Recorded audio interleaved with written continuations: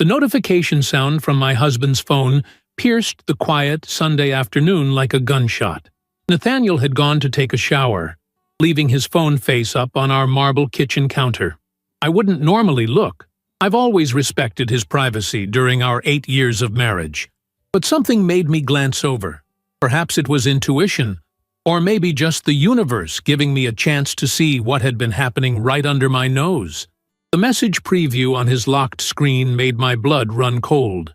Can't wait for our weekend getaway at your country house. Make sure your wife doesn't suspect anything. I stood frozen, holding my coffee mug so tightly my knuckles turned white. In that single moment, everything I thought I knew about my life shattered like glass. I've always prided myself on being level-headed. It's what makes me good at my job as a corporate attorney. While every instinct screamed at me to confront Nathaniel immediately, to storm into the bathroom and demand answers, I took a deep breath instead. I needed evidence. I needed to understand exactly what I was dealing with before making my next move. My hands trembled as I picked up his phone. After 8 years together, I knew his password, his birth year followed by mine. How ironic that a symbol of our union would now give me access to his betrayal. The message was from someone saved as LK, hospital, obviously a cover for whoever this woman was. I scrolled through their conversation history, each message like a knife twisting deeper into my chest. They'd been seeing each other for 2 months. 2 months of lies, of Nathaniel coming home late claiming to work, of weekend business trips that were actually rendezvous with her. And now, they were planning to spend the upcoming weekend at our country house, a place we had bought together 3 years ago as our special retreat from the city, the place where we had talked about starting a family someday. I heard the shower turn off and quickly placed his phone exactly as I'd found it, retreating to our home office with my heart pounding. I needed time to think, to plan. I wouldn't give him the satisfaction of seeing me fall apart. Nathaniel emerged from our bedroom 20 minutes later, dressed casually in the blue sweater I had given him last Christmas. He smiled at me, the same smile that used to make my heart skip a beat, but now made my stomach churn with disgust. "I'm heading out to meet the guys for golf," he said, kissing me on the forehead. Another lie. "Don't wait up for dinner. We might grab something after." I smiled back, a performance worthy of an Academy Award. "Have fun, honey. Text me if you'll be really late." The moment the door closed behind him, I collapsed into my chair, finally allowing the tears to fall. But I only gave myself 5 minutes to cry. Then I wiped my face, straightened my shoulders, and opened my laptop. If I was going to confront this situation, I would do it on my terms, with all the facts at my disposal. First, I needed to know who LK was. It didn't take long to find her. Nathaniel's email password was the same as his phone, and his calendar revealed multiple lunch meetings with someone named Lorelei Kensington. A quick search confirmed she was a cardiac surgeon at the hospital where Nathaniel's investment firm had recently helped finance a new wing. I found her professional profile, complete with a photograph of a stunning brunette with piercing green eyes. She was beautiful, I had to admit, younger than me by a couple of years, and with the polished look of someone who took great care with her appearance. But that wasn't all I found. Lorelei Kensington was married. Her social media, though limited, showed photos of her with a tall, distinguished-looking man identified as Declan Hargrove, an architecture professor at the local university. My mind raced with possibilities. Did Declan know his wife was having an affair? Was he sitting at home right now, blissfully unaware just as I had been hours ago? I dug deeper, finding Declan's email address from the university's public directory. My legal training kicked in. I needed to approach this carefully. I drafted an email, deleted it, then drafted another. Finally, I settled on something simple. "Mr. Hargrove, I believe we need to talk about our spouses. Please call me at this number if you're willing to have this conversation." I included my cell number and hit send before I could second-guess myself. The wait was excruciating. I paced our apartment, alternating between rage, heartbreak, and a strange sense of numbness. When my phone finally rang 2 hours later, I almost dropped it in my haste to answer. "This is Declan Hargrove," said a deep, steady voice. "I received your email. What's this about our spouses?" I took a deep breath. "My name is Vivian Thornton. I'm Nathaniel Thornton's wife. I have reason to believe he's having an affair with your wife, Lorelei." The silence that followed felt eternal. Then, "I've had my suspicions for a while now, but I didn't want to believe it." His voice cracked slightly, betraying the composed facade. "Do you have proof?" "Text messages, calendar entries. They're planning to spend this weekend together at our country house." My voice sounded distant, as though someone else was speaking through me. Another long pause. "What are you proposing, Mrs. Thornton?" The plan formed in my mind with perfect clarity. "I think we should be there to greet them when they arrive, together." "You want to confront them?" He sounded uncertain. "I want them to know that we know. I want to see their faces when they realize their perfect little fantasy is over." The cold determination in my voice surprised even me. "Are you in?" By the time we ended the call an hour later, we had a plan. The country house was a 3-hour drive from the city, nestled in a wooded area with no neighbors for miles. According to the messages I'd read, Nathaniel and Lorelei planned to arrive Friday evening. Declan and I would get there earlier and wait for them. The next 3 days passed in a blur. I maintained my normal routine, going to work, making dinner, kissing Nathaniel goodbye in the mornings. I played the role of unsuspecting wife perfectly while gathering more evidence. I copied financial statements showing expensive gifts charged to our joint credit card, forwarded emails between them to my personal account, and documented everything methodically as if preparing for the most important case of my career. In a way, I was. On Friday morning, Nathaniel kissed me goodbye with the same lie he'd been telling for weeks. "Big client meeting upstate. I'll be back Sunday night." He had packed a weekend bag the night before, and I had pretended not to notice the new cologne he'd purchased or the underwear that I'd never seen before. "Drive safely," I said, smiling through my nausea. "I love you." "Love you too, Viv," he replied, not meeting my eyes. 2 hours later, I was on the road heading to our country house, my own weekend bag packed with everything I needed, including printouts of all the evidence I'd collected. Declan and I had agreed to meet at a diner a few miles from the house before proceeding together. My stomach was in knots as I pulled into the parking lot and spotted him sitting in a booth by the window, just as he'd described. In person, Declan Hargrove was even more imposing than in photographs, tall with broad shoulders, dark hair threaded with silver at the temples, and eyes that reflected the same pain and determination I felt. We shook hands like business associates about to embark on a difficult but necessary venture. "Are you ready for this?" he asked as we sat across from each other, coffee untouched between us. I nodded, finding strange comfort in sharing this moment with the only other person who could possibly understand what I was feeling. "I've been ready since the moment I saw that text message. The question is, are you?" He looked down at his wedding band, twisting it absently. "Lorelei told me she has a medical conference this weekend. 8 years of marriage, and she looked me right in the eyes and lied." He looked up, his gaze hardening. "So yes, I'm ready." We drove separately to the house, parking our cars where they wouldn't be immediately visible from the driveway. Using my key, I let us in. The familiar scent of pine and cinnamon, usually so comforting, now making me sick. Together, Declan and I sat at the kitchen table and waited for the sound of tires on gravel that would signal the beginning of the end of our marriages as we knew them. "What will you do after?" Declan asked quietly, breaking the heavy silence. I considered the question, realizing I hadn't thought beyond this moment of confrontation. "I don't know," I admitted, "but I know I deserve better than lies." "We both do." He nodded, reaching across the table to briefly squeeze my hand in solidarity. "Then, let's make sure they know exactly what they're losing." The sun began its descent behind the trees, casting long shadows across the wooden floors of the house that had once represented happiness and now felt like the stage for the final act of a tragedy I never saw coming. As the afternoon faded into evening, Declan and I settled into an uneasy vigil.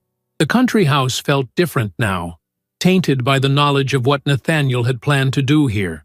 I walked through the rooms, touching familiar objects, and wondering how many other lies were woven into the fabric of my marriage. Had there been others before Lorelei? How long would this affair have continued if I hadn't seen that notification? "Your home is beautiful," Declan said, standing in the doorway of the great room with its wall of windows overlooking the lake. Lorelei and I talked about buying a place like this, something away from the city where we could eventually raise children. The mention of children sent a sharp pain through my chest. "That was our plan too," I said quietly. "We've been trying for the past 2 years. Or at least, I thought we were." Declan's expression softened with understanding. Lorelei kept putting it off, always after the next promotion, or when my schedule is less demanding. I never pushed because I respected her career, but now I wonder if she ever intended to start a family with me at all. We fell into conversation with surprising ease, two strangers connected by the most painful of circumstances. I learned that Declan had met Lorelei during her residency when he was designing an addition to the medical school. He spoke of their early days with a wistfulness that made my heart ache, describing how they would meet for coffee between her grueling shifts, how he would bring her favorite pastries to the hospital when she was working overnight. They had married after a whirlwind 6-month courtship, both certain they had found their soulmate.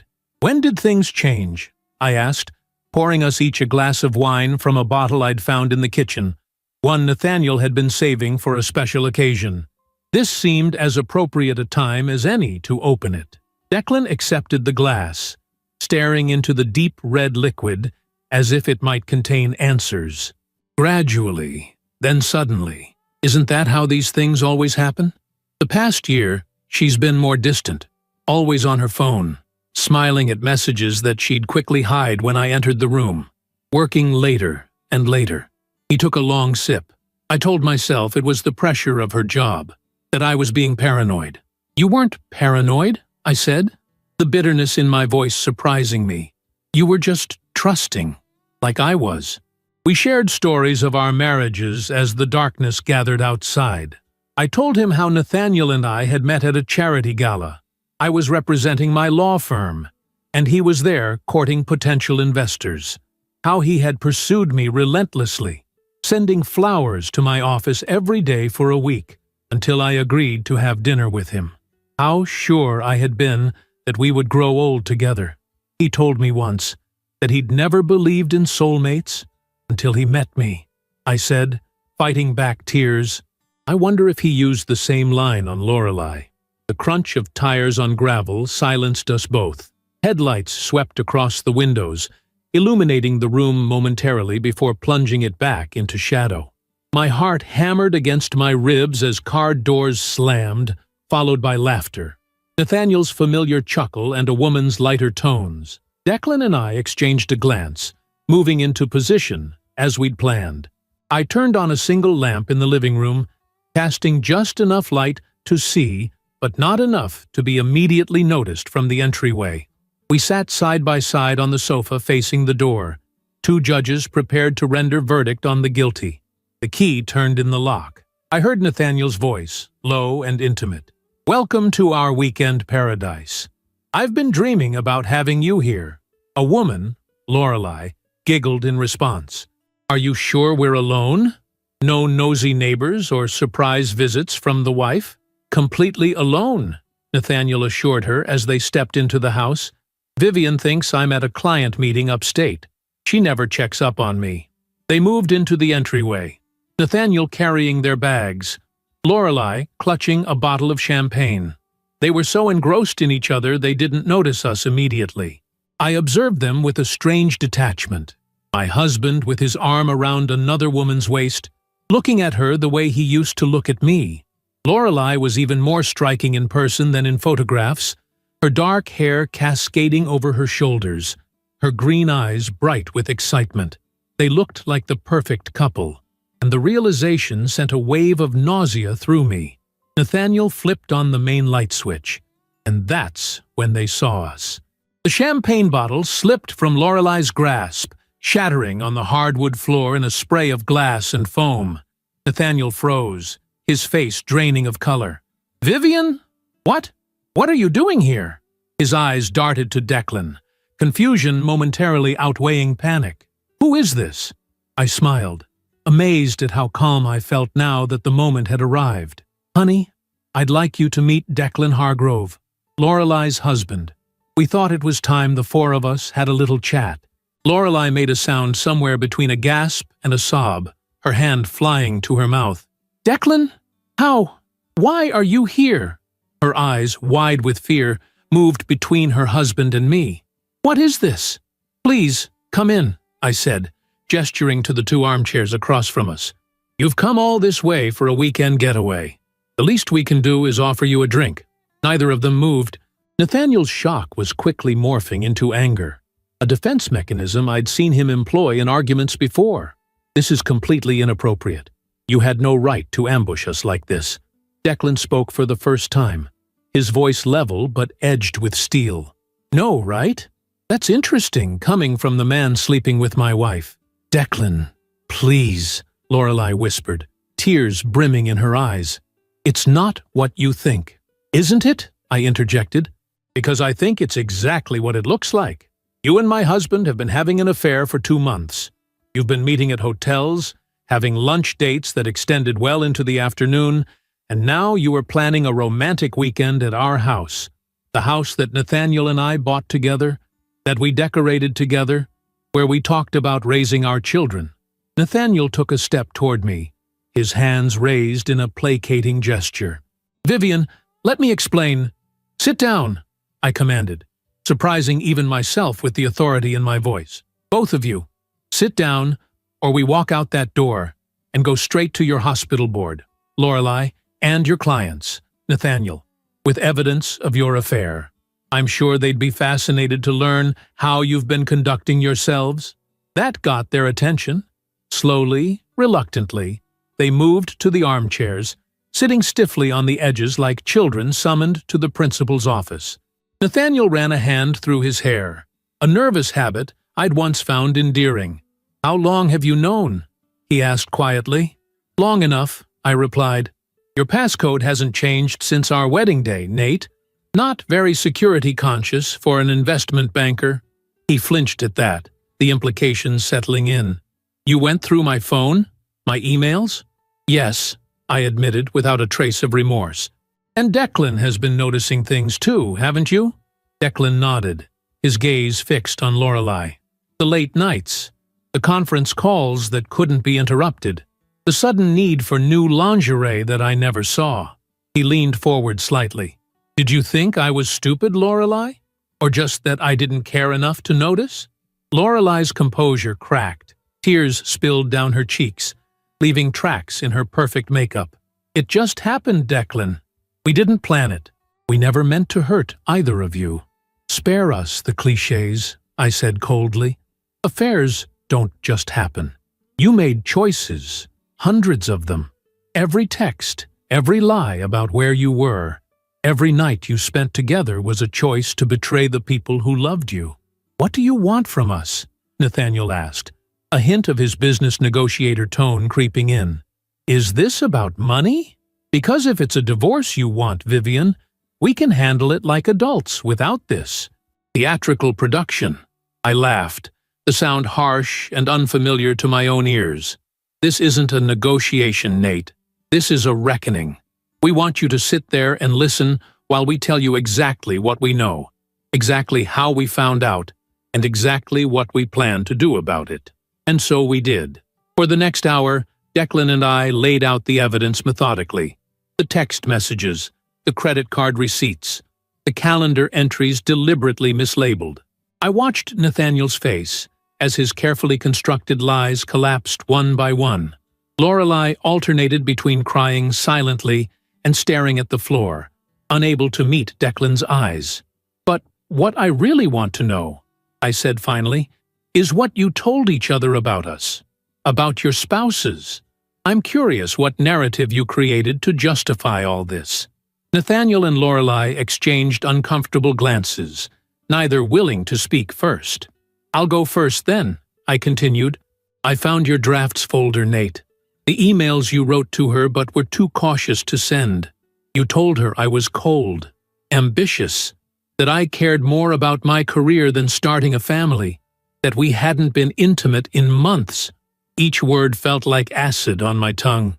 "You conveniently left out the part where I've been going to fertility treatments twice a week for the past year, where I rearranged my entire work schedule to accommodate your preferences, where I've been trying everything possible to conceive the child you claim to want." Nathaniel had the decency to look ashamed. "Vivian, Your turn, Lorelei," Declan interrupted, his voice tight with controlled emotion. "What convenient fiction did you create about me?" Lorelei wiped her tears with trembling fingers. "I never said anything bad about you, Declan. I swear." "Liar," I said quietly. "You told my husband that Declan was controlling, that he monitored your movements and checked your phone, that he wanted you to quit medicine to have babies." I pulled out my phone and read directly from a message I'd found. "He doesn't understand me like you do, Nate. He never has." Declan's face contorted with pain. "Controlling? I've supported every career move you've made, Lorelei. I designed your home office myself so you could work whenever you needed to. I've never once asked you to check in or questioned where you were going." He shook his head in disbelief. "And as for children, you were the one who brought it up first, who showed me nursery designs and talked about names. I've only ever followed your lead." A heavy silence fell over the room. Outside, rain had begun to fall, pattering against the windows like an accompaniment to our shattered marriages. "So, you've confronted us," Nathaniel said finally. "You've made your point. What happens now?" I exchanged a look with Declan before answering. "Now, we decide how this ends, and those decisions are ours to make, not yours." Lorelei looked up, fear evident in her eyes. "What does that mean?" "It means," Declan explained, his voice suddenly weary, "that actions have consequences, and it's time for both of you to face yours." The rain intensified, drumming against the roof as lightning illuminated the room in brief, harsh flashes. The storm outside was nothing compared to the tempest of emotions within these walls. 4 people whose lives had become inextricably tangled through lies, betrayal, and the painful truth that was now impossible to ignore. Lightning flashed again, throwing harsh shadows across Nathaniel's face. In that brief illumination, I saw something I hadn't expected. Genuine fear. Not just the panic of being caught, but something deeper. For the first time since I'd known him, my husband looked truly vulnerable. "I want a divorce," I said, the words emerging with surprising steadiness. "I've already spoken to Caroline Winters at my firm." Caroline was one of the most feared divorce attorneys in the state, known for her ruthlessness in high-profile cases. "She'll be contacting you on Monday." Nathaniel's jaw tightened. "You can't be serious. You're willing to throw away 8 years of marriage over one mistake?" "One mistake?" I repeated incredulously.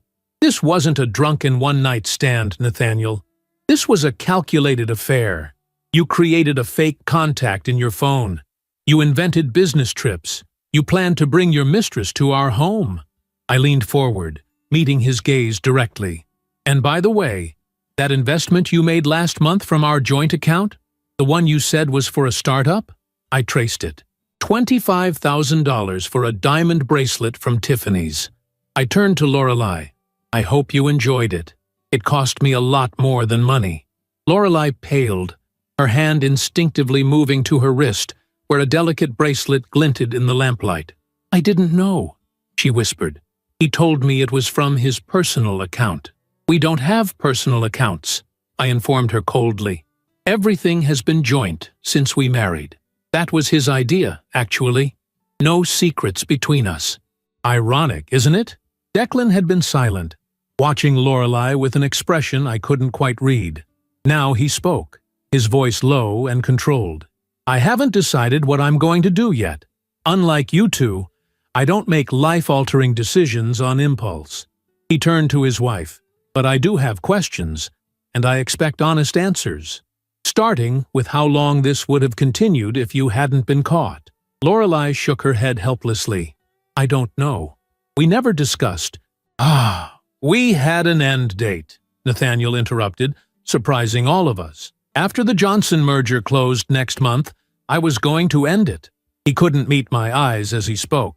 It was never meant to be permanent. The casual cruelty of his words struck me like a physical blow. "So that's supposed to make it better? That you had scheduled when to discard your mistress and return to your unsuspecting wife?" "I never stopped loving you, Vivian," he said, desperation creeping into his voice. "This thing with Lorelei, it was an escape. Work has been crushing me, and the pressure with the fertility treatments, I just needed something that felt easy." "Easy," I repeated, the word bitter on my tongue. While I was injecting hormones into my stomach every night, tracking my temperature every morning, scheduling sex like it was a business meeting, all because you said you wanted a family. You were looking for something easy? Lorelei shifted uncomfortably. "Nathaniel, you never told me about fertility treatments." "There's a lot he didn't tell you," I said. "Just like there's probably a lot you didn't tell him. That's the thing about affairs. They're built on selective truths. You both created fantasies of each other that had nothing to do with reality." Thunder rumbled overhead, as if emphasizing my point. The storm had intensified, rain now lashing against the windows with angry persistence. "We should discuss this in the morning," Nathaniel suggested, glancing toward the door as if contemplating escape. "It's late, and emotions are running high." "We're not finished," Declan stated firmly. "You don't get to decide when this conversation ends. Not anymore." Something in his tone made Lorelei look up sharply. "Declan, what do you want me to say? That I made a terrible mistake?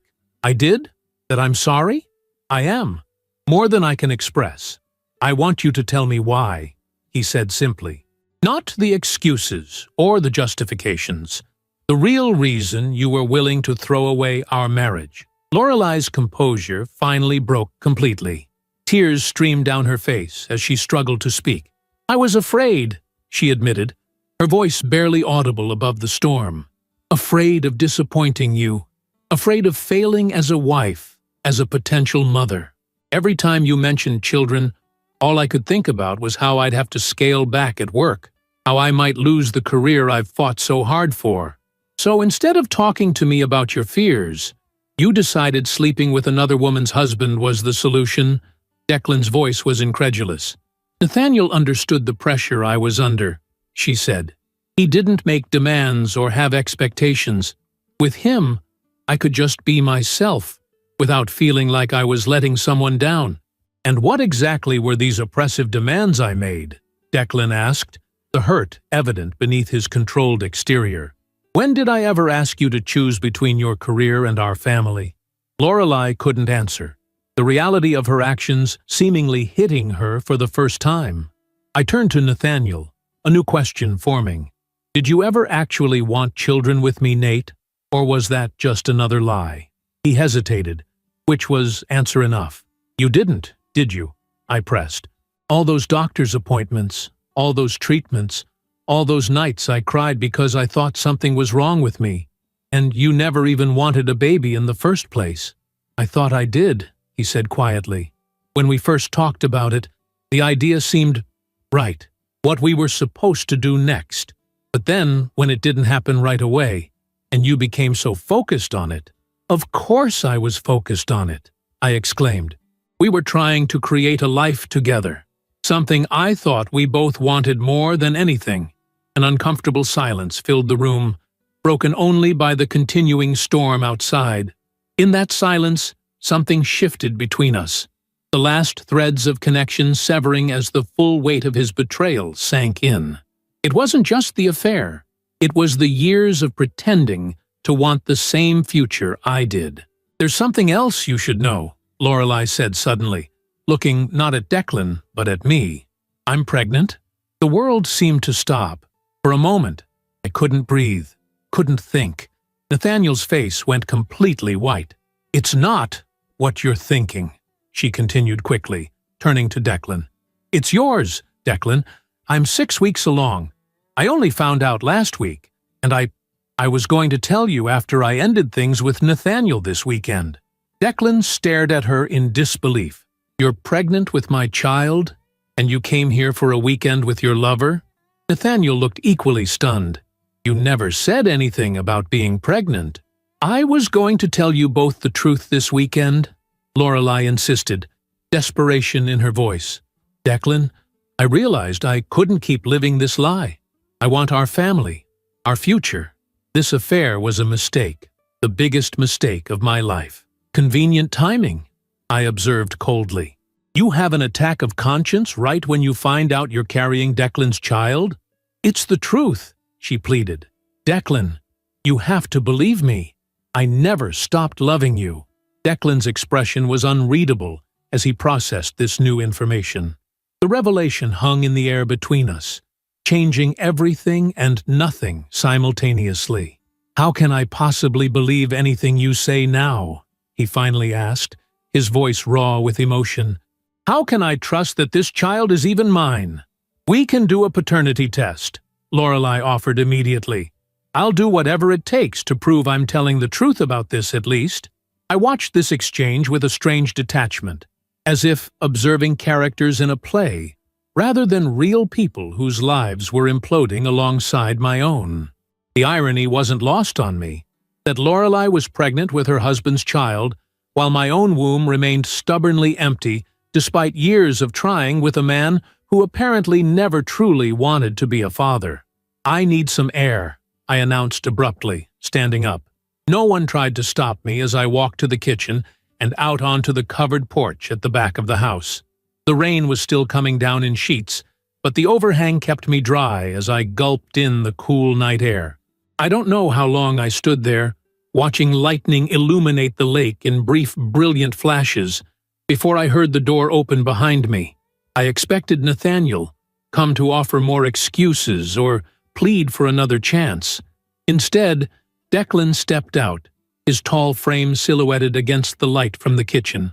"I'm sorry," he said simply, coming to stand beside me at the railing. "About the baby. I know how much you wanted children." "Congratulations," I replied, surprised to find I meant it. Despite everything, the news of new life didn't deserve bitterness. Children are a blessing, no matter the circumstances.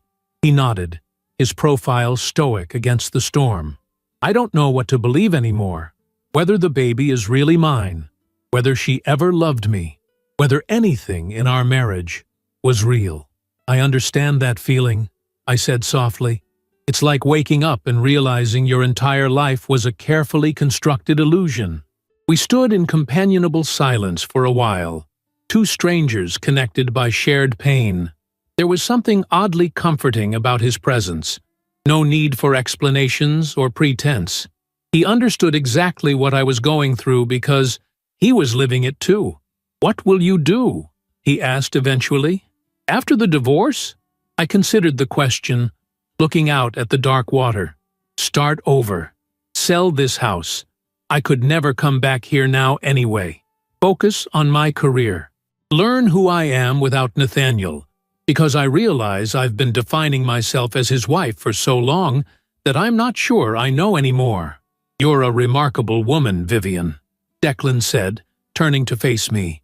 "The way you've handled this, with such dignity and strength. Nathaniel is a fool." "So is Lorelei," I replied. "But their foolishness has given us an opportunity, as painful as it is. The opportunity to find something better, something real." A particularly loud crack of thunder made us both jump, then laugh despite ourselves. A small moment of levity in the midst of chaos. "We should go back in," I said reluctantly. "Finish what we started." Declan nodded, but before we could move, the kitchen door opened again, and Nathaniel stepped out. His eyes narrowed slightly at the sight of us standing together. "Vivian, can we talk? Alone?" His voice held a note of urgency I hadn't heard before. I glanced at Declan, who nodded and moved past Nathaniel into the house, leaving us alone on the porch. "What is it, Nate?" I asked wearily. He stepped closer, his expression more vulnerable than I'd seen it in years. "I know I've destroyed everything," he began. "I know you probably hate me right now, and you have every right to. But I need you to know that I do love you. I always have."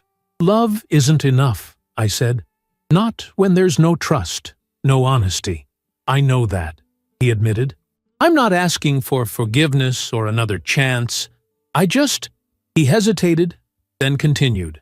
"I just wanted to tell you that you deserve better than what I gave you.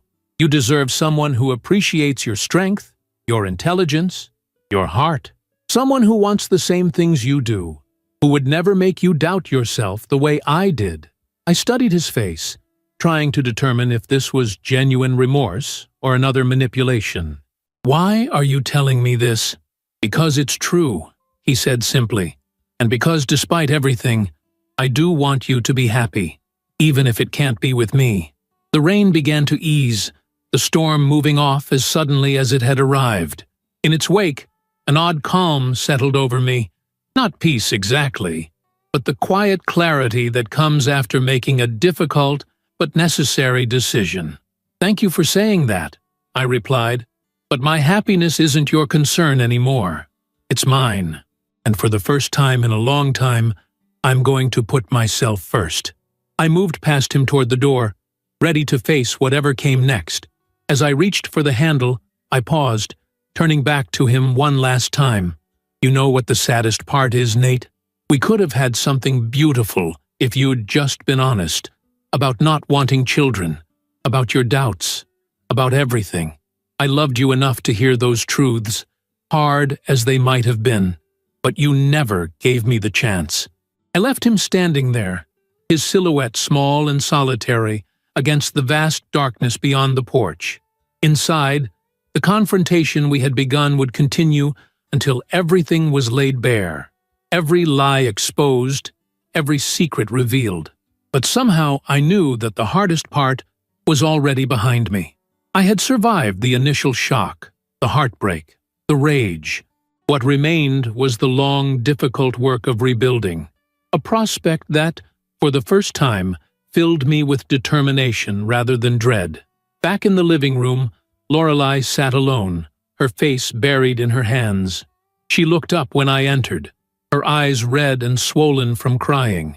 "Where's Declan?" I asked, glancing around. "Upstairs," she said, her voice hoarse. "He said he needed some time to think." She hesitated, then added, "Vivian, I know you have no reason to do me any favors, but please, could you talk to him? He listens to you." I stared at her incredulously. "You expect me to advocate for you, after what you've done?" She shook her head quickly. "No, not advocate. Just, I don't know. He respects you. The way you've handled all this, maybe he'll believe the truth about the baby if it comes from someone else." "And why should I believe it's the truth?" I countered, sitting down across from her. "You've been lying to your husband for months. Why start being honest now?" Lorelei looked down at her hands, twisted tightly in her lap. "Because I have nothing left to lose. Because I realized, sitting here tonight, what I've thrown away for. For what? Some fantasy that was never going to last?" She looked up, meeting my eyes directly. "I never meant to hurt you, Vivian. I know that sounds hollow, but it's true. In my mind, you were this abstract concept, Nathaniel's wife. I never thought about you as a real person with feelings, with dreams." She paused, with a desire for children that matched my own fear of having them. Her words hit closer to home than I wanted to admit. Hadn't I done the same with her at first? Reduced her to the other woman? A two-dimensional villain in my marriage's tragedy? "The baby is Declan's," she continued when I didn't respond. "I've only been with Nathaniel a handful of times, and we were always careful. Declan and we weren't trying, but there was one night about 6 weeks ago. We'd both been drinking wine, celebrating his department award. It was the first time in months that we'd connected like we used to. Howdy! The irony of her situation wasn't lost on me. pregnant from a rare intimate night with her husband while carrying on an affair with mine. Life had a twisted sense of humor sometimes. I found out last week, she went on. I took 3 tests because I couldn't believe it. I'd convinced myself I wasn't ready for motherhood, that my career wouldn't allow it. But when I saw that positive result, her voice broke. I felt something I never expected. Joy, pure joy. And then immediate guilt because of what I'd been doing with Nathaniel. So, you were planning to end it with him this weekend? I asked skeptically. She nodded. I was going to tell him the truth, that I was pregnant with Declan's baby, that I wanted to recommit to my marriage and become the mother I suddenly realized I wanted to be. She laughed bitterly. I had this whole speech prepared. Instead, I walked into an ambush that I completely deserved. Nathaniel came in from the porch then, his eyes moving between Lorelei and me with uncertainty. He looked defeated, the confident man I'd married nowhere to be seen. We should go, he said to Lorelei. I'll drive you back to the city. We've done enough damage here. No, I said firmly, surprising myself as much as them. No one is leaving until we've resolved this completely. There's no running away from the mess you've made. Lorelei looked alarmed. Declan and I need to talk privately. Please, Vivian, let us go home and sort through this ourselves. You'll have plenty of time for private conversations after tonight, I assured her. But right now, we're finishing what we started. All 4 of us. As if on cue, Declan descended the stairs, his face composed, but his eyes still reflecting the turmoil within. He'd changed into dry clothes, a t-shirt and jeans he must have brought in his overnight bag, and the casual attire somehow made him look more vulnerable, less the distinguished professor, and more a man whose world had been upended. I've been thinking, he announced without preamble, about what happens next, about the baby. He turned to Lorelei. I want a paternity test. Not because I don't believe you, but because I need to be certain.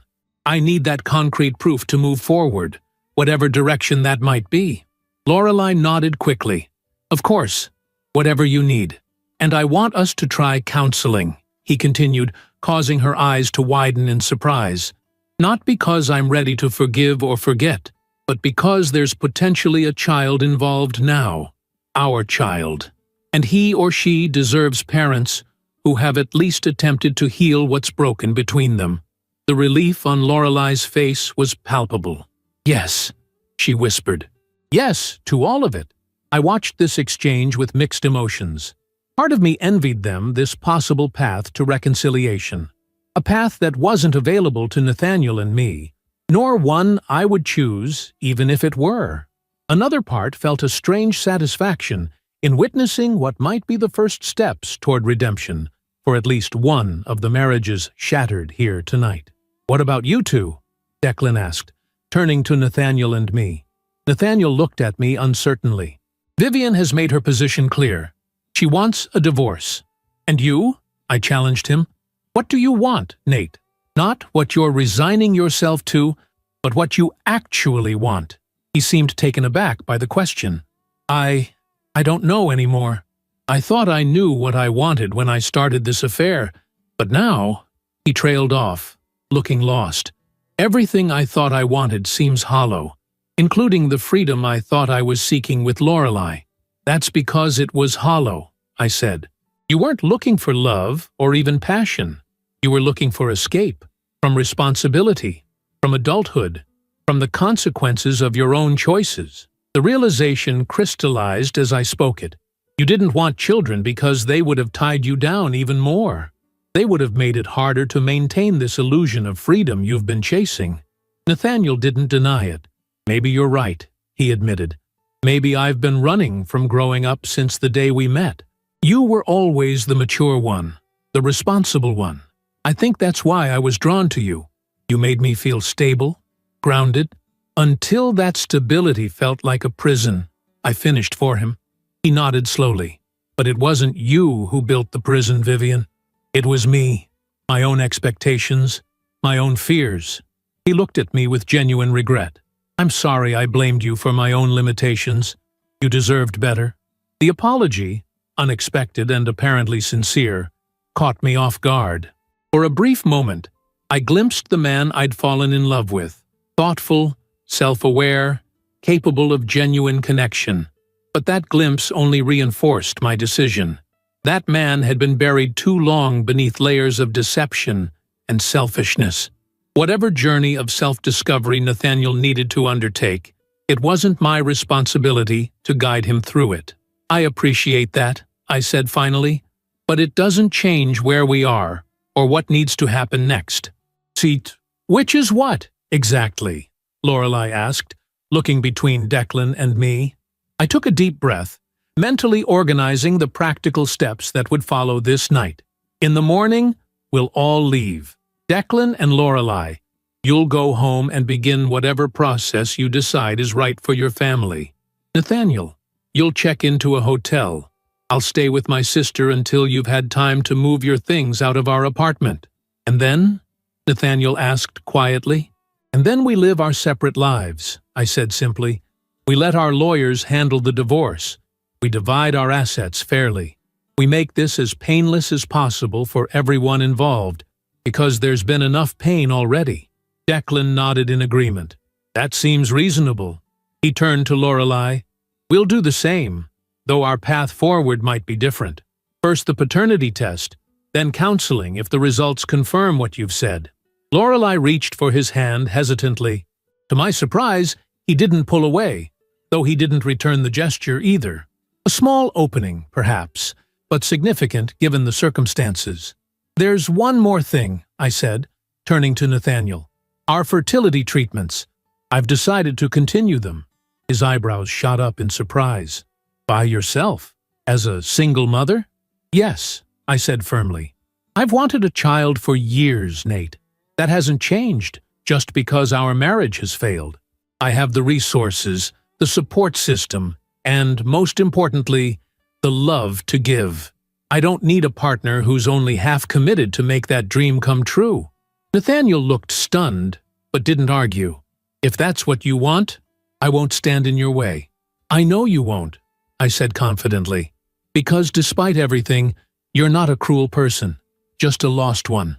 The conversation gradually shifted to practical matters. Sleeping arrangements for the night. Nathaniel and Lorelei would take the 2 guest rooms. Declan and I would share the master bedroom platonically. Departure times in the morning. Next steps for each couple. The tension in the room slowly dissipated, replaced by a strange sense of resolution. Not peace, exactly, but the quiet that comes after a storm has passed, leaving destruction in its wake, but also the possibility of rebuilding. Later, as Declan and I prepared for bed, arranging pillows down the center of the king-sized mattress like an old-fashioned bundling board, he asked the question that had been hovering unspoken between us all evening. Do you think they ever really loved us? Or were we just convenient covers for their own insecurities? I considered this as I sat on the edge of the bed, my reflection in the dresser mirror looking older and wiser than it had just days ago. I think love is more complicated than we want it to be, I said finally. I believe Nathaniel loved me once, in his way, just as I think Lorelei loves you still, despite her actions. But it wasn't enough, he observed. No, I agreed. Love without honesty, without courage, without commitment. It's not enough. We fell silent, each lost in our own thoughts. I found myself wondering what might have happened if Nathaniel and I had faced our issues directly. His reluctance about fatherhood, my single-minded focus on conception.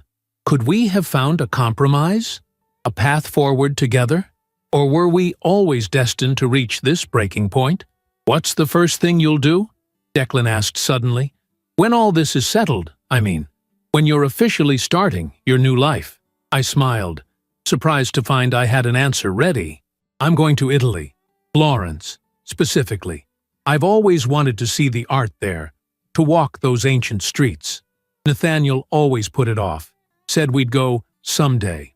I looked over at Declan. I'm done waiting for someday. What about you? He considered the question. I think I'll wait to decide until after the paternity test.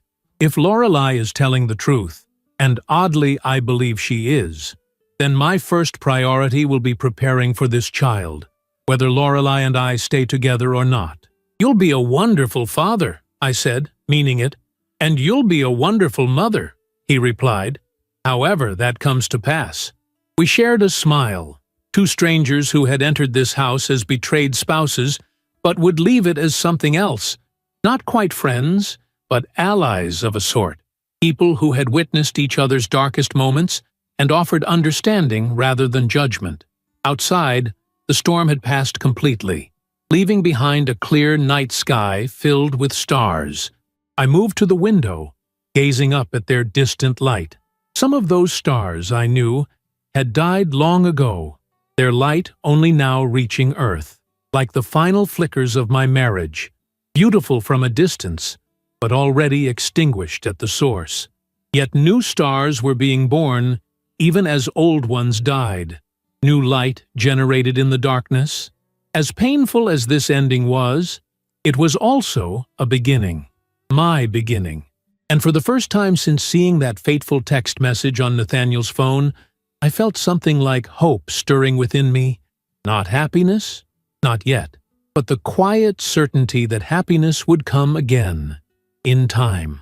1 year later, the Italian sun warmed my face as I sat at a small cafe table overlooking the Arno River in Florence. My espresso had grown cold, forgotten as I lost myself in sketching the Ponte Vecchio in the small leather-bound journal I'd purchased my first day in the city. I was no artist, but during the past year, I'd discovered the joy of creating solely for myself, without concern for perfection or others' judgment. "Signora, another coffee?" The waiter approached with a gentle smile, gesturing to my untouched cup. "Si, grazie," I replied, my Italian still halting but improving daily. This was my 3rd month in Florence. What had begun as a 2-week vacation had evolved into an extended sabbatical from my law firm. After the divorce was finalized, I'd surprised everyone, including myself, by requesting a year-long leave of absence. To recalibrate, I'd told my concerned partners. In reality, it was to rediscover who Vivian Thornton was, without the identity of wife, without the singular focus on career advancement that had defined me for so long. My phone vibrated with an incoming message. I hesitated before checking it. Part of my sabbatical had involved creating healthy boundaries with technology, but smiled when I saw it was from Meredith, my sister. "Lab called. Your numbers look fantastic. Doctor says next round has excellent chances. Call me." My heart leapt as I read her words. After 8 months of treatments as a single woman, my body was finally responding the way it should. The fertility specialist had been cautiously optimistic about this cycle, but Meredith's message suggested more than caution was warranted now. I quickly calculated the time difference, early morning in Boston, and decided to wait a few hours before calling her back. Instead, I sipped my fresh espresso and allowed myself to imagine, just for a moment, the possibility of motherhood on my own terms. A child conceived in hope rather than obligation. A family built on truth rather than compromise. The divorce had been surprisingly straightforward once the initial shock subsided.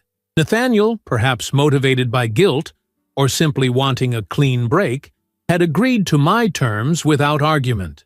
Our joint assets were divided equitably. I kept the apartment in the city, and he took a generous cash settlement that I later heard he used to start his own investment firm.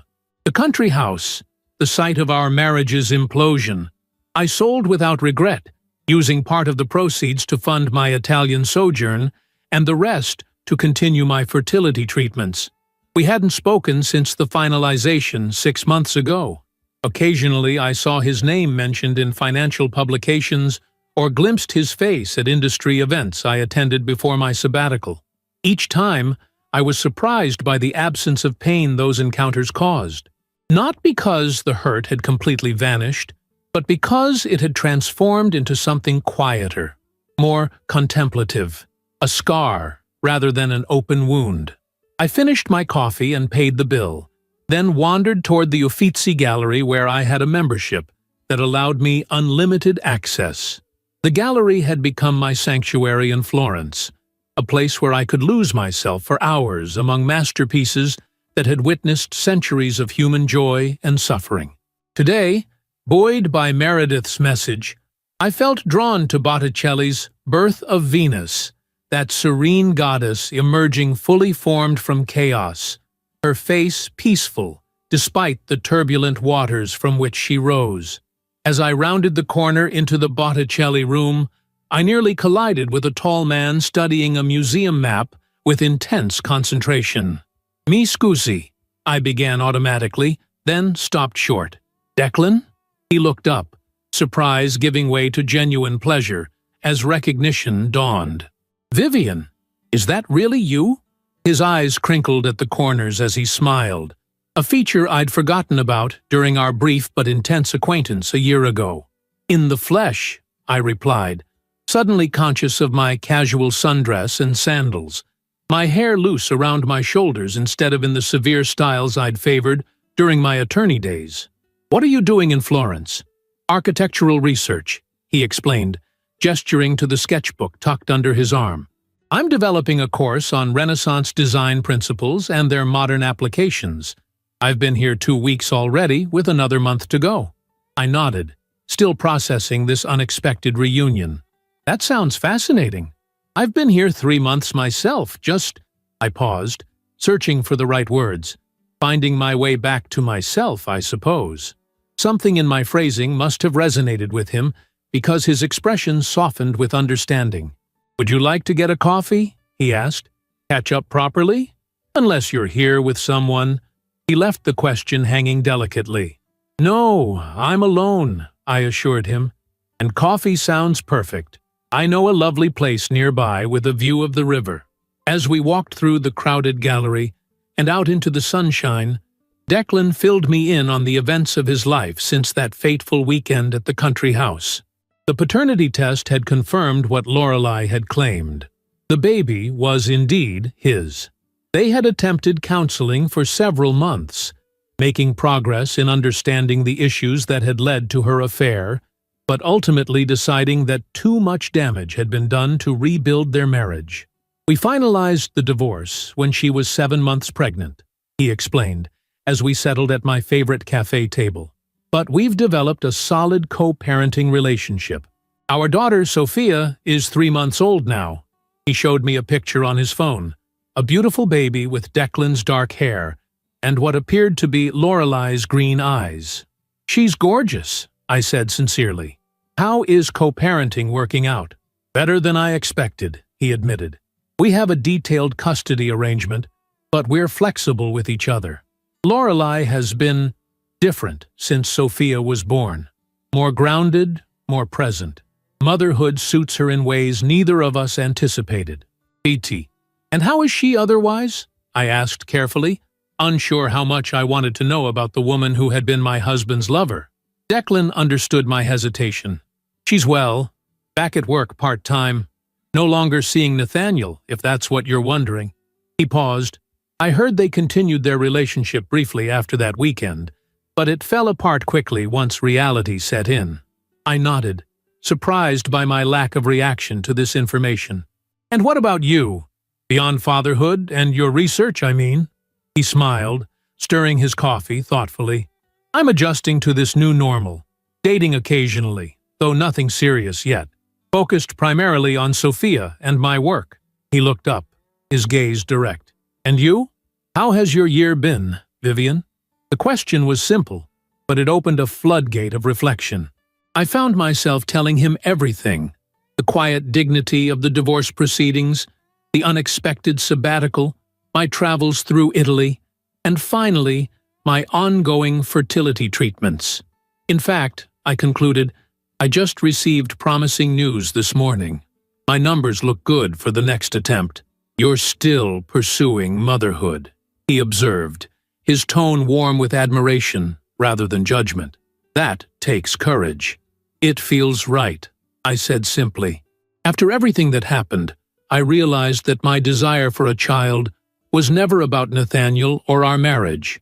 It was about the kind of life I want to create, the love I have to give. I smiled ruefully, though I have to admit, doing it alone is daunting at times. The best things usually are, he replied. Sophia terrifies me daily.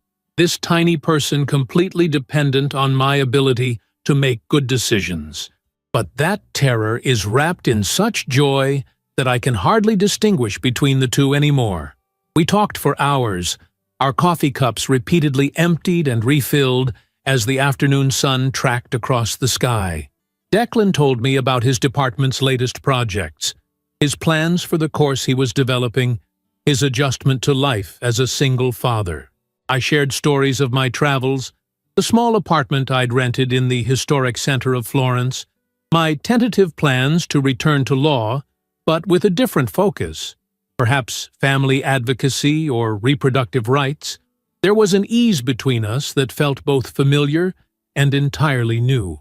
We had met under the most painful circumstances, witnessed each other at our most vulnerable. Yet here we were a year later, changed but whole, sharing a beautiful afternoon in one of the world's most romantic cities.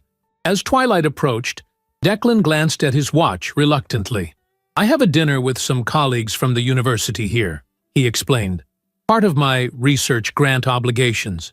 Of course, I said, reaching for my purse. It was wonderful running into you, Declan. Wait, he said quickly. Would you like to meet again? Perhaps tomorrow? I'd love to see your apartment, hear more about your experiences in Florence. I studied his face, searching for any hint of obligation or pity. Instead, I found only genuine interest and something else, a tentative hope that mirrored my own unexpected feelings. I'd like that, I replied simply. How about lunch? I know a little trattoria that makes the most amazing pappardelle with wild boar ragout. Perfect, he agreed, his smile widening. Shall we say 1 o'clock?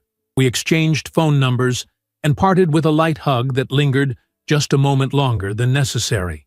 As I watched him walk away, I felt a curious lightness in my chest, not the butterflies of infatuation, but something more substantial. A recognition, perhaps, of possibilities I hadn't allowed myself to consider until now. Back in my apartment, I called Meredith to discuss the lab results. Her excitement was contagious as she relayed the doctor's optimism about my next treatment cycle.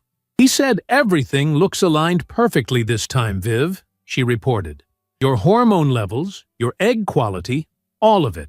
He's scheduling the procedure for when you return next month. That's wonderful news, I said, genuinely thrilled, yet also processing my unexpected encounter with Declan. My sister, always attuned to the nuances in my voice, picked up on my distraction immediately. What is it?